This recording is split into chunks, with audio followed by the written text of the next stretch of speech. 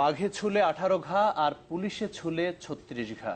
প্রবাদটি বাস্তবেই যেন হাড়ে হাড়ে টের পেল মুন্সিগঞ্জের বাবুল ও তার পরিবার। অপরাধী না হয়েও স্রেফ পুলিশের সন্দেহের শিকার হয়ে টানা 17টি বছর কাটাতে হয়েছে লোহার শিকের বন্ধ কোঠরে। আর শেষমেশ কারাগার থেকে মুক্তি মিলেছে বটে, কিন্তু লোকলজ্জায় ঘরে ফেরেননি। পরিবারও জানে না কোথায় আছেন বাবুল। মানবাধিকার কমিশনের সাবেক চেয়ারম্যান বলছেন, পুলিশের এই খামখেয়ালিপনার দায় এড়াতে পারে না রাষ্ট্র। বাস্তবেও ছবি বিশ্বাসের পরিবর্তে মঞ্চে যখন মুন্সিগঞ্জের বাবুল। 30 ডিসেম্বর 1998 ঢাকার মীর হাজারীবাগে খুন হন মোখলেসুর রহমান নামে এক ব্যক্তি। নিহতের বাবা ওই দিনই অজ্ঞাতদের আসামি করে ডেমরা থানায় দায়ের করেন হত্যা মামলা। পুলিশ সন্দেহজনকভাবে গ্রেপ্তার করে মোহাম্মদ বাবুল সহ মোট 9 জনকে। এর মধ্যে 3 জনকে অব্যাহতি দিলেও ঘটনার তদন্ত করে বাবুল সহ 6 জনের বিরুদ্ধে চার্জশিট দেয় পুলিশ। পরে মামলাটি যায় ঢাকার অতিরিক্ত মহানগর দায়রা জজ আদালতে, যেখানে আইনি মারপ্যাচে মামলাটি ঝুলতে থাকে দিনের পর দিন। কপাল পুড়ে বাবুলেরও। জামিন চাওয়ার কেউ না থাকায় দীর্ঘ সময় এই আদালতেই কাটতে থাকে তার নির্দোষ জীবন। চলতি বছর জুনে প্রধান বিচারপতি সুরেন্দ্র কুমার সিনহা গাজীপুরের কাশিমপুর কারাগার পরিদর্শনে গেলে ভাগ্য ললাটে আলোর দেখা পান বাবুল। তুলে ধরেন দীর্ঘদিন তার মামলার নথি আদালতে উপস্থাপন না করার অভিযোগ। বলেন, বছর ঘুরে বছর এলেও তারিখের পর শুধু তারিখেই পিছিয়েছে, কাজের কাজ হয়নি কিছুই। পরে মামলাটি বদলি হয়ে ঢাকার 5 নং বিশেষ জজ আদালতে আসলে বদলে যায় প্রেক্ষাপট। এরপর প্রধান বিচারপতির আশ্বাস, মামলার নথিপত্র উপস্থাপন, পুনরায় বিচার, সাক্ষ্য প্রমাণ, অতঃপর বাবুল সহ 6 আসামির নির্দোষিতা প্রমাণ এবং খালাস দেন ওই আদালতের বিচারক ডক্টর মোহাম্মদ আখতারুজ্জামান। তবে 17 বছর পর খালাস পেয়েও সেদিন খুশি হতে পারেননি আসামি বাবুল। হাজারো প্রশ্ন যে তখন জীবন ঘিরে।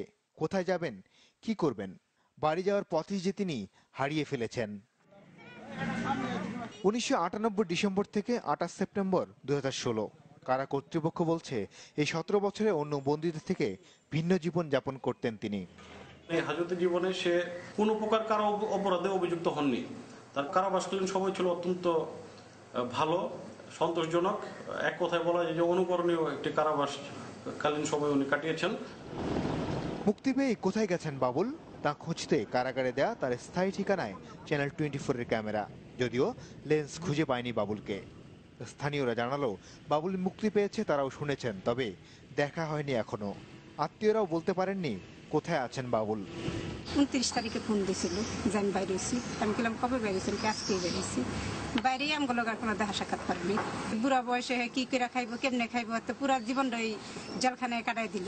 আমরা শুনছি যে ওই ওরকম কোনো অপরাধ করে নাই, কিন্তু তকবির করার লোক নাই, টাকা পয়সা নেই, তকবির করার লোক নাই, আর কেউ তকবিরও করে নাই, টাকা পয়সা দিয়ে খরচ করে বাইর করে নাই। উনি জেলে যাওয়ার পরে তার সংসারটা পুরা তছনছ। তার এক ভাই মারা গেছে, তার মা, উনি জেলে থাকতে ওনার ওয়াইফ ওনার ছেড়ে উনি গেছে গা, তার ওনার মাটা জেলে থাকতে কিছুদিন আগে মারা গেছে। মানবাধিকারের চরম লঙ্ঘন এই ঘটনা। একজন মানুষের জীবন থেকে 17টি বছর হারিয়ে গেল, এর দায়ভার রাষ্ট্র এড়িয়ে যেতে পারে না বলেই মন্তব্য মানবাধিকার কমিশনের সাবেক চেয়ারম্যানের।